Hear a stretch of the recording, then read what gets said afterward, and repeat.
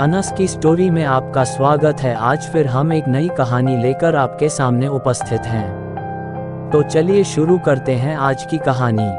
रात के अंधेरे में उस डरावने भूतिया घर से सुनाई देते हैं अजीब सी आहटें, जैसे कोई अपने पिछले समय की कहानी सुना रहा हो। वहाँ की एक गहरी खामोशी है, जैसे सभी रूहें एक साथ समय की दुनिया में फंसी हों और उनकी चीखें रात्रि को हवा में भटक रही हों। उस भूतिया घर के दरवाजे हमेशा हल्के से खुले रहते हैं, जैसे कोई अदृश्य मेहमान आने की राह दिखा रहा हो। रात के सफ़ेद पर्दे में उस भूतिया घर से अब भी उन आँखों की रोशनी आती है जो बरसों से बुझ गई हो, पर उस दुनिया के वेशभूषा के साथ। वहाँ की सड़कें सुनसान हैं, लेकिन रात के समय वहाँ से गुजरने वाले सुने हौसले से बता रहे हैं कि कोई भूतिया घर वाकई में हमेशा कुछ खास छुपा होता है। एक शहर से कुछ दूर एक छोटा सा गांव है जिसका नाम है रामपुरा। इस गांव के बाहर एक पुराना भूतिया घर है जिसकी कहानियां पूरे गांव में सुनी जाती हैं। कहा जाता है कि इस घर में एक खतरनाक भूत रहता है जो लोगों को नुकसान पहुंचाता है।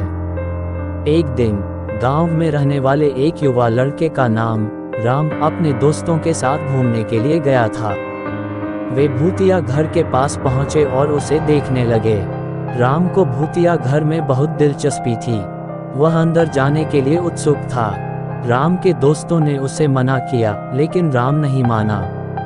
वह घर के अंदर घुस गया। उसके दोस्तों ने उसे रोकने की कोशिश की, लेकिन वह बहुत देर हो चुकी थी। राम अंदर जा चुका था। अंदर जाते ही राम को एक अजीब सी सनसनी महसूस हुई।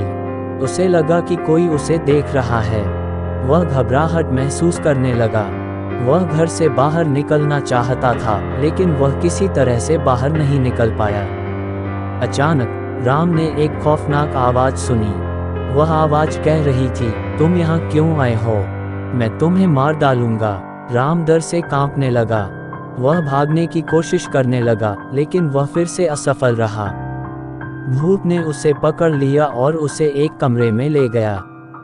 कमरे में एक खून से लथपथ महिला का शव पड़ा था। महिला की आंखें खुली हुई थीं और उसकी जीभ बाहर निकली हुई थी। भूत ने राम को शव के पास खड़ा कर दिया। उसने कहा, यह मेरी पत्नी है, तुमने उसे मार डाला है, अब मैं तुम्हें मार डालूंगा। राम को पता नहीं था कि क्या करें। वह डर से पागल हो गया था। भूत ने राम के गले में हाथ डाल दिया और उसे दबाने लगा। राम की सांसें फूलने लगीं। वह मरने वाला था। तभी राम के दोस्तों ने दरवाजा तोड़ दिया और अंदर घुस गए। उन्होंने भूत को राम से दूर धकेल दिया। भूत ने गुस्से से कहा, तुमने मुझे रोक दिया, मैं तुम्हें सबक सिखाऊंगा। भूत ने राम के दोस्तों को भी हमला करना शुरू कर दिया। वह उन्हें मारने की कोशिश कर रहा था। राम और उसके दोस्तों ने मिलकर भूत से लड़ाई की। आखिरकार उन्होंने भूत को हरा दिया। भूत हारकर भाग गया। राम और उसके दोस्त बच गए। राम और उसके दोस्तों ने गांव वालों को भूत के बारे में बताया। गांव वाले बहुत खुश हुए। उन्होंने राम और उसके दोस्तों को धन्यवाद दिया। राम और उसके दोस्त गांव से बाहर चले गए। वे भूतिया घर से कभी नहीं लौटे। कुछ साल बाद राम एक बड़े शहर में रहने लगा। वह एक सफल व्यापारी बन गया। वह अपनी पत्नी और बच्चों के साथ खुशी से रहता था। एक दिन राम को एक पत्र मिला। पत्र उसके गांव से था।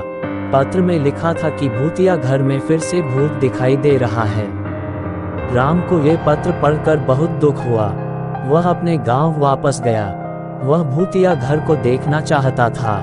राम जब भूतिया घर पहुंचा तो उसे वहां एक अजीब सी शांति महसूस हुई। उसने घर के अंदर घुसने की हिम्मत नहीं की। राम ने कुछ देर घर के बाहर खड़े होकर देखा, फिर वह वापस अपने शहर चला गया। राम ने कभी नहीं जाना कि भूतिया घर में क्या हुआ, लेकिन वह इस बात से खुश था कि उसने भूत को हराया था। अगर आपको वीडियो अच्छी लगी हो तो प्लीज़ वीडियो को लाइक करें और चैनल को भी सब्सक्राइब करके बेल नोटिफिकेशन को ऑल पर प्रेस कर दें। Thanks for your watching.